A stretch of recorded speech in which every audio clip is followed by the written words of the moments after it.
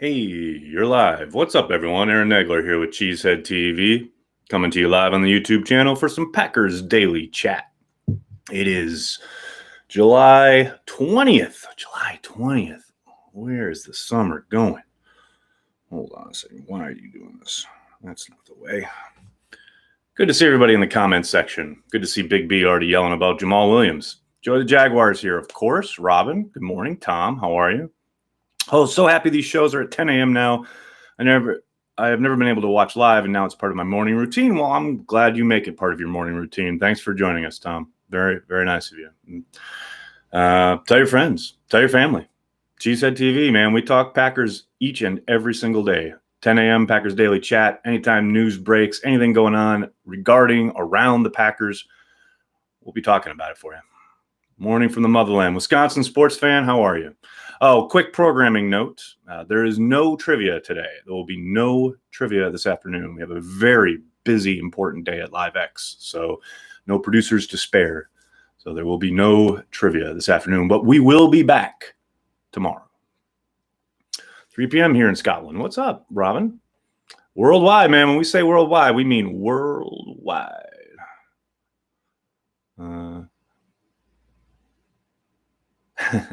Alex, why does Rodgers throw the ball away so much more than every other QB? Well, because he's smart. I mean, that's pretty much what it boils down to. And that is one of the reasons he has such a low touchdown interception ratio and why he has such a propensity for not turning the ball over, because he doesn't force things. He doesn't throw up 50-50. He doesn't do things that put the team and the ball in jeopardy. Now, can it be frustrating to watch at times? Yeah, no question about it. I'm as guilty as anybody. You guys have seen the live streams. You've seen the watch parties. I get very upset sometimes when he does it. But when you step back and look at it from a 30,000-foot view, he's playing smart football. He knows there's another down to play, usually, or there will be another opportunity eventually for him to make a play.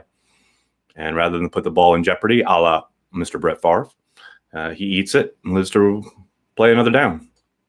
And like I said, it can be frustrating to watch, but it's smart football. Finally made it. What's up, Lambo Pac-Man? How are you doing? Daniel, what a question. Which Packers player would you most want to be quarantined with?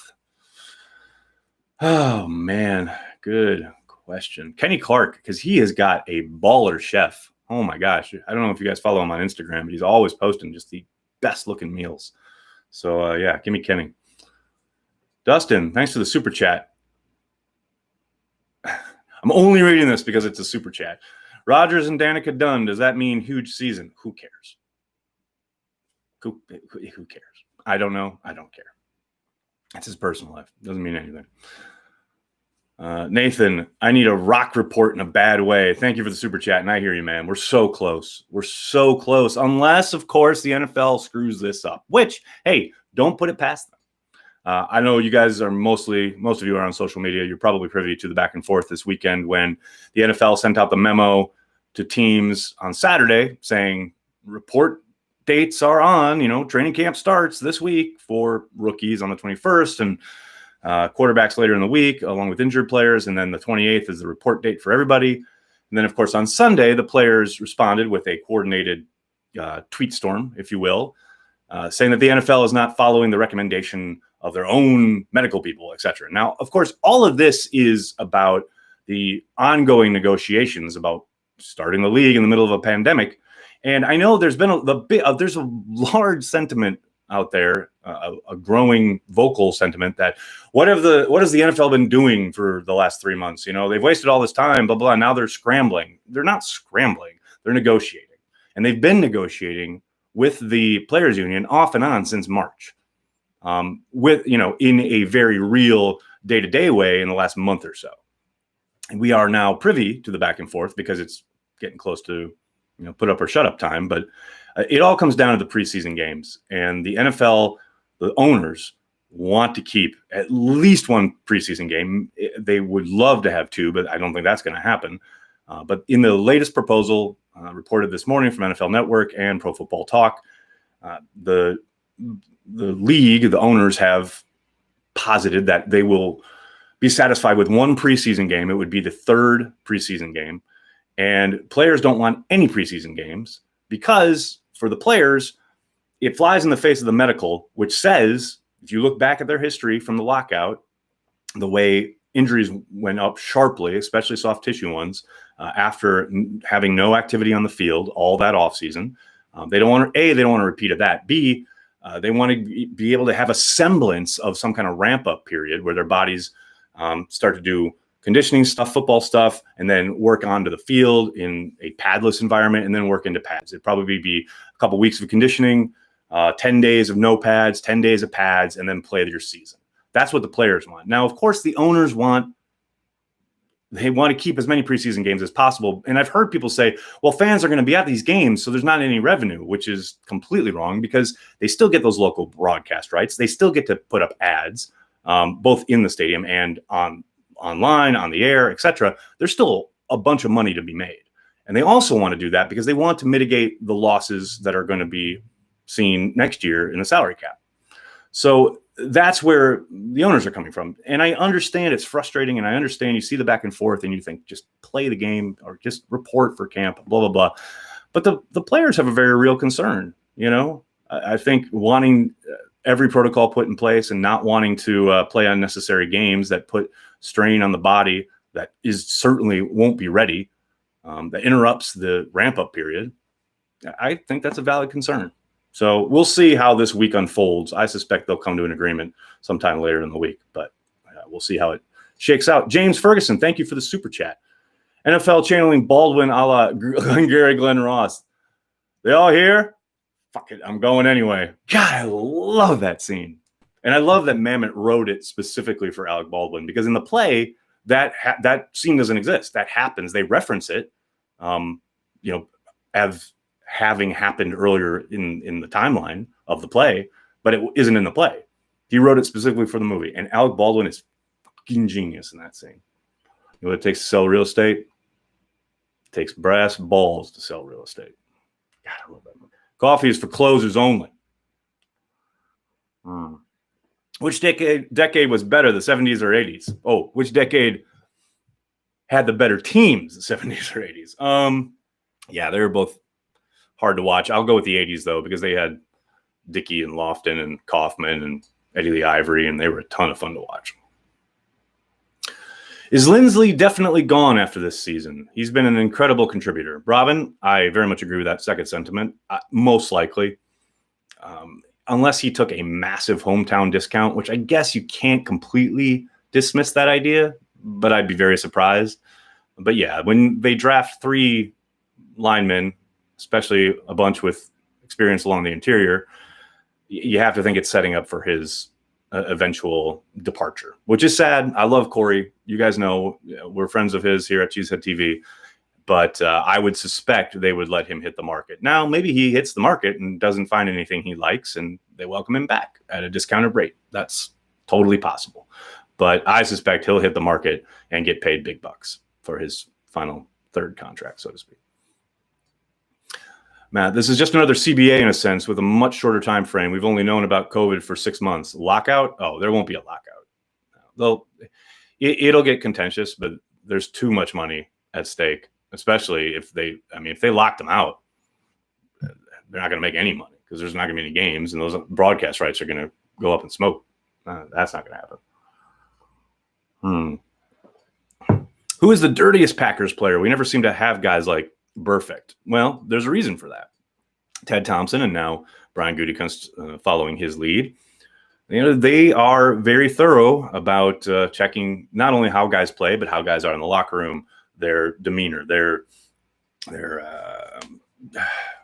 type, so to speak.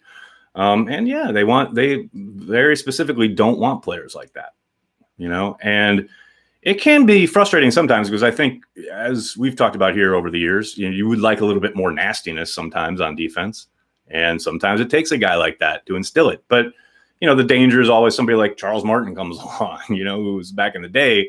Packers had tons of dirty players under Forrest Gregg, and it was ugly and hard to watch. Do undrafted free agents have a chance to make this roster? Alex, the odds are growing longer. There's no doubt about that. The less on-field time that these guys get including the elimination of preseason games. And that's what one of the reports this morning was talking about, how a lot of the undrafted guys, a lot of the lower round rookies, they want that preseason game. They need to get on the field and put those reps on tape, So I think the odds are getting longer. It's not impossible. It's not impossible. I used to bullseye womp rats at my T16 back home. They're not much bigger than 2 meters. I can't help it. It's like it's in my blood. I just say a word and like the Star Wars quote comes. I'm sorry. I can't help it. It just happens. Making sure I didn't miss any super chats. Nathan just gave me one. Nathan, thanks for the super chat. Went to a preseason game last year and it was fun because it was LaFleur's first game and also first strobe lights. I only see one preseason game in 2020. Yeah, I think there's a good chance. Yeah, the lights were a bit controversial online. Some people saying they didn't like them, some people saying they liked them, etc. When you're there, it's cool. Like when you're in the stadium, it's very cool. But I can see how it's annoying on television. But that said, I think it's fun. God forbid we have some fun. With San Francisco and Seattle being very similar, it's odd the Packers have played better against Seattle over the years, despite the fact that Seattle has the better quarterback than San Francisco. Yeah, there's something to that, Bryson. I think a big part of it, though, is, San Francisco, as of late, has a ton of really good talent up front on both sides of the ball, which has allowed them to control the game, especially last year. You saw that. So, yeah, I think there's no question that Russell Wilson is leaps and bounds better than Jimmy G, but, they still have a boatload of talent there in San Francisco. So, and they're similar in the sense that they're run-first teams that have good defenses, but at the same time, Shanahan is a brilliant play caller and game designer, offensive designer of plays, whereas, Seattle's got Schottenheimer, run, pass until the cows come home, or until you're behind and you have to let just Russell Wilson make some magic happen. Nathan, thanks again for the super chat. Who is the dirtiest Packers player ever in terms of cleanliness? Clearly not Devontae. I don't even know what to do with that question. I don't know, man. I ain't looking at their shower shoes. There's fungus on your shower shoes. See, not just Star Wars. Sometimes I can go right into Bull Durham. I don't know. You see, could be a movie quote from any movie, any genre, at all times. But I have no idea. You'd have to ask a player. Butler or Woodson? Oh, just asked me to choose between my children. I got to go Butler, though. All-time Packer, invented the Lambeau leap, first 2020 ever in the history of the league. Woodson's the man, love him to death, but give me Butler every time. Do you think LaFleur can properly scheme Sternberger so we can attack the middle of the field? Yeah, I think you can scheme it till the cows come home. Will 12 throw it? That's the only question. There are guys open in the middle of the field. Like, that happens. You can look at the tape. Will Aaron throw the ball? He is the one avoiding the middle of the field, not LaFleur, not the play design. Comes down to 12. Now, I hope he does, because I think Sternberger can be a legit weapon. But we'll see. Wash your butt. Yeah, exactly. Big B. Nagler. Why? Because I said so. That's why. I have no idea what you're talking about, but I just had to give you a response. Is the LaFleur system easy to learn? I mean, it's a football system. They're all that's the learning, quote unquote. A lot of that is already done once you reach the professional level. I mean, you know what routes are, you know what blocking schemes are, etc. It's just a version of stuff you already know as a player. It's wordy, so for the quarterback, that can be difficult. And as far as the nomenclature in the huddle, getting the call, remembering what that means and lining up, that's kind of second nature to guys. Yes, you see guys mess up sometimes. The quarterback has to go, oh, no, you're over here, etc. That happens. That's human nature, right? But it's no more difficult than, say, the West Coast offense that they were coming out of with McCarthy. Going back to the days of Bill Walsh, I mean, that was a complicated offense. But, guys, that's just football now. So I think a lot of it is, it's like reading algebra for somebody who really knows math, not a problem. Where does Nagler go to keep up the player progress and highlights of training camp players' battles? Where does Nagler go to?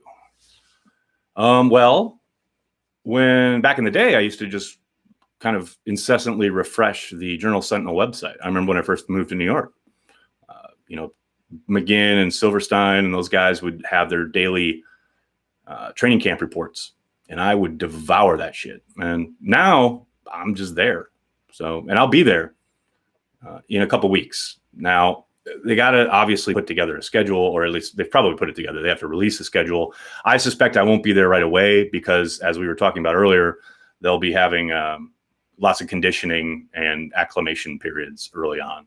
So I probably won't go until there are, if not, practices on the field, probably wait until the pads come on. So probably at the end, towards the end of camp, which will be mid-August most likely. But we'll see. But regardless, Cheesehead TV will have everything each and every day. No matter what happens at camp, we'll have it covered for you. Don't worry about that. How good can Christian Kirksey be when healthy? Pro Bowl or more of a solid piece in the middle? Oh, Daniel, I think he could be a Pro Bowl player if he comes back healthy. Now, that's a monster if, obviously. But, yeah, he's got all the tools. He's absolutely sideline to sideline, knows for the football, knows when to freelance. Yeah, man, he could be a Pro Bowler easily. That's a question of, can he produce and stay healthy? We'll see.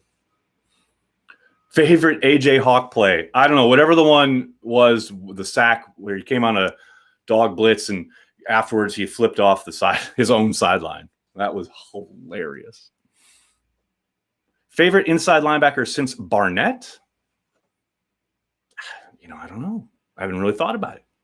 I haven't really ranked them. They've all been kind of pedestrian, right? No, I'm kidding. Probably Desmond Bishop. People forget, man, he saved that Philly playoff game when he tripped up Deshaun Jackson on that big play. People forget that would have been disaster. But yeah, just overall, probably Desmond Bishop. Did he lose his helmet on that play? Danny, I think so, if I remember right. I literally just saw it a couple days ago, and I was laughing my ass off because I had remembered that he flipped off the sideline, but I forgot it came after a sack. It was just great. Oh, George, no trivia today. Sorry, I announced it at the start of the stream, but there's no trivia today. We'll be back tomorrow. Busy day at LiveX. Recovered Super Bowl fumble as well. That's right. Desmond Bishop was the man. I miss him. I miss his physicality. How many carries do I project Dylan to get? Whew, that's a good question. Man, I don't know. I don't think I would guess around 5 or 6 a game to start. That's total guesswork on my part, obviously. I mean, who knows? Injuries could really spell the outcome there, but yeah, I don't know. That's tough. I mean, and 5 and 6 feels like a lot. So we'll see. Yeah, Bishop is a legend. Love that man. Totally agree. More free agents when quarterback one on a rookie contract. Yeah, there's a possibility that, there's an uptick in spending, so to speak. I don't think you'll see many off seasons like we did last year. I think that was a pretty significant reset for Gutekunst. But I do think, yeah, you'll see a few more ventures into the free agent pool, so to speak. No doubt. Man, Perry's still delayed. No, this isn't on Perry. This is LiveX. We've got a ton going on, and we just don't have any producers to spare. But like I said, we'll be back tomorrow for trivia. Do you think Runyon will start at right guard at some point this season? I think he's probably has the ability to. I think it's probably a long shot. It'll be interesting to see if he's given a chance to compete for the spot in camp. And that's, sorry guys, to me, the one thing I'm really anxious about is to see where these guys start falling on the pecking order once we do get to camp, and seeing how many opportunities these young guys are given the circumstances that they're going to be entering into. All right, everybody, I have to go. I'm so sorry. Thank you so much for joining me. Please do me a favor, hit like on this video, hit subscribe on the channel, and tell your friends, tell your family. Cheesehead TV, we are devoted to Green Bay Packers fans worldwide. I'll be back tomorrow morning, unless there's breaking news later today, and I'll be back here on the channel to talk about it. In the meantime, check out cheeseheadtv.com for all the latest on the green and gold. Thanks a lot, everybody. Have a great day. Go Pack Go.